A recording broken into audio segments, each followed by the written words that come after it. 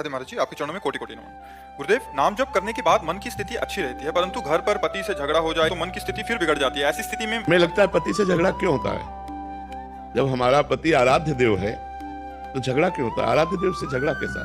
मेरे आराध्य देव जिसमें प्रसन्न रहे उसमें हमें मन लगाना चाहिए। देखो, सबसे पहली बात, धर्म में पत्नी को अर्धांगिनी माना गया है। जैसे हमारे इस अंग में पीड़ा हो तो मुझे हुई और इस अंग में पीड़ा हुई तो मुझे हुई। धर्म में पति को परमेश्वर का दर्जा दिया गया है हमारे सनातन धर्म में, कि पति हमारा परमेश्वर है, पति हमारा भगवान है। तो हम अपने भगवान से झगड़ा क्यों करें? प्यार करें कि झगड़ा करें? झगड़ा करने का मतलब है आपकी मांग कुछ और है, आपकी चाहत कुछ और है।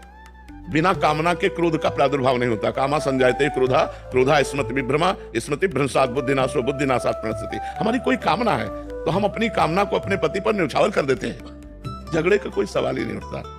पति पत्नी में झगड़े का तो कोई सवाल ही नहीं उठता। उसका झगड़ा भी एक प्रेम बढ़ाने वाला होता है। वो झगड़े जो आजकल बर्ताव चल रहा है, वही देखो, आप बच्चों के बीच में रहते हैं, आप फाइनल बता रहे हैं वही बात जो हम कहा कि आज हमारा समाज पतन की ओर जा रहा है।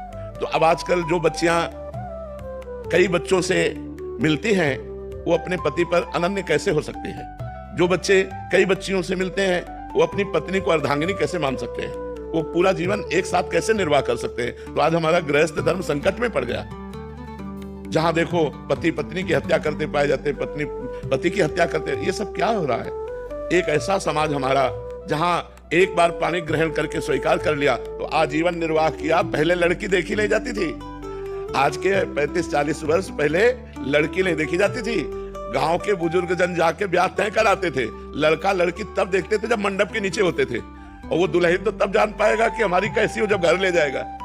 ऐसा था। और आज तो एक बहुत ही मलिन सिस्टम चल गया जिसको लिव इन रिलेशन कहते हैं। अब ये हमारे सनातन धर्म के तो बिल्कुल खिलाफ है। हमारा सनातन धर्म कहता है कि एक बार जिसे स्वीकार कर लिया आजीवन उसका निर्वाह किया। हाँ, अगर वो भ्रष्ट आचरण वाला है तो बात अलग है, या भ्रष्ट आचरण वाली तो बात अलग है, नहीं तो स्वीकार करके आजीवन निर्वाह किया जाता था। पूरा परिवार भरा आनंद में, पूरा घर की लक्ष्मी मानी जाती है। जो स्त्री है वो घर की लक्ष्मी मानी जाती है। कितना बड़ा उसका आदर, कितना बड़ा सम्मान दिया जाता था। बहुत बड़ा फर्क पड़ गया है। पहले जैसे कोई पूछता कि तुम्हारे, मान लो सरकारी कागज, तुम्हारे पति का क्या नाम है, तो कई बार सोचती थी कि मैं कैसे इंगित करूं। ए बेटा बताओ अपने पापा का नाम। मतलब हिचक होती थी कि मैं अपने पति का नाम कैसे बोल दूं। इतना आदर होता था, इतना आदर होता था। जो हमारे सनातन धर्म की मर्यादा वो धीरे धीरे खोती चली जा रही है। कितना प्रेम, दिन भर मेहनत करके ऑफिस से या किसानी करके आया, घर आते ही खुशहाल हो जाता था। लिपा पुता स्वच्छ घर, पवित्र, 1-2 बच्चे